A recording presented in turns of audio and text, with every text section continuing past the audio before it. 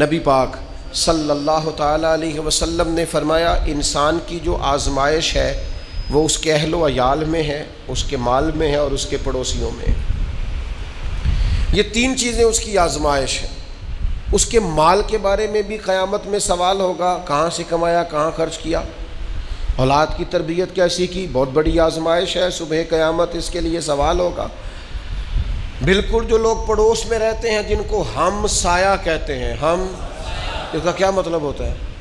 ایک سائے میں رہنے والے۔ یہ کون ہے؟ یہ میرا، ہم دونوں ایک سائے میں رہتے ہیں۔ تو ہمسایوں کے بارے میں قیامت میں یہ تھوڑا سا الگ الگ لکھ کے دیکھیے گا کبھی اپنے کاغذ قلم سے، ہم الگ لکھے اور سایہ، اس کا معنی کیا بنتا ہے؟ اکٹھے سائے میں رہنے والے۔ اچھا، دور دوستی ہوگی، ہمسائے سے اختلاف ہوگا۔ حضرت صدیق اکبر رضی اللہ تعالیٰ عنہ کے بیٹے کا ہمسائے سے اختلاف ہو گیا تھا، تو کسی بات میں شکر رنجی ہو گئی، جناب صدیق اکبر تشریف لائے، دو چار گلیاں چھوڑ کے ان کے بیٹے الگ سے رہتے تھے۔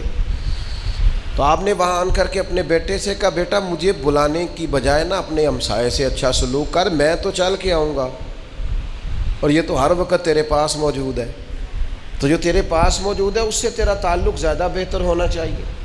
تو نبی پاک علیہ السلام نے فرمایا تین چیزوں میں آزمائش ہے، مال میں، اولاد میں اور ہمسائے میں۔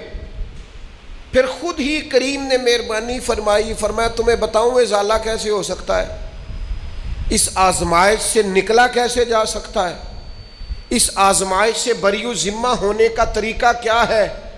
تو حضور علیہ الصلوۃ والسلام فرمانے لگے اس کا ازالہ نماز ہے، اس کا ازالہ خیرات و صدقات ہے، اور فرمایا اس کا ازالہ یہ ہے کہ اچھی بات کا حکم دو اور بری بات سے منع کرو۔ اگر تم یہ کام کرتے ہو تو پھر یہ آزمائش نہیں رہے گی، پھر تم اس آزمائش سے نکل جاؤ گے۔ دے نا پیغام اپنے بچوں کو نیکی کا، دے اپنے ہمسایوں کو نیکی کا میسج، دے آپ ان لوگوں کو پیغام جو دور بیٹھیں۔